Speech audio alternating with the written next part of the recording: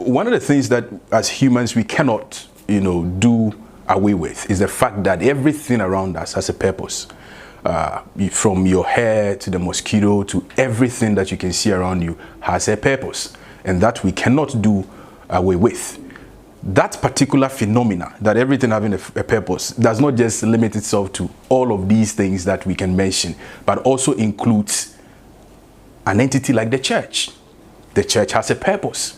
And hence, if you ask a question, what's the dire need of the church in Africa? My answer is going to be a straightforward: the church in Africa must go back to the purpose of the church.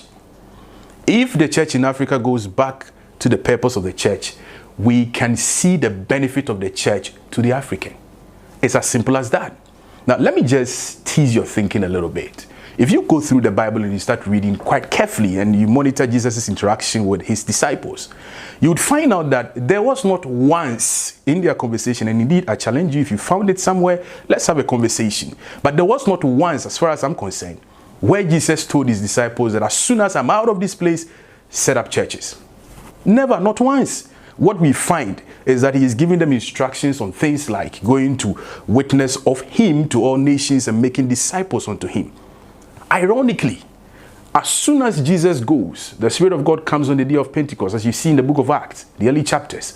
The first thing that these disciples are told to have done was that as many as believed were added to the church. And so, strangely, the one thing that we don't see Jesus Christ instructing them to do was the one thing we are told happened as soon as Jesus exits. Were they disobeying Jesus? I don't think so.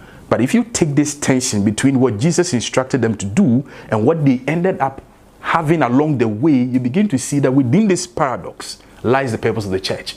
In other words, these are people who had seen Jesus, sit with them at his feet, and instruct them as disciples, and mentor them as disciples. So they will be thinking about things like, if we also had a place where we can put these people and mentor them, then we can do the bidding of our Lord, where he says we should make disciples unto him.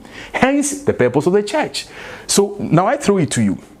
The church in Africa has come under a lot of fire in most recent times. Perhaps it even predates now, where people are constantly lambasting the church, that the church in Africa is of no use. Could this particular thing be resolved? This taint on the church be resolved by the church going back to its basics, going back to the purpose? That if the church goes back to the purpose, they become as useful as the Lord intended it to be, and by being useful, become a beneficiary of the African.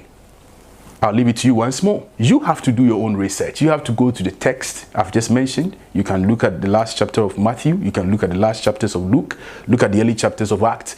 Go and do your research. Contact some commentaries, some commentators that are doing some good job. Now have some proper debates with people, intellectual ones, of course. And then as you are doing these things, I'm expecting you to come up with some kind of understanding concerning the purpose of the church in Africa, or perhaps the dire need.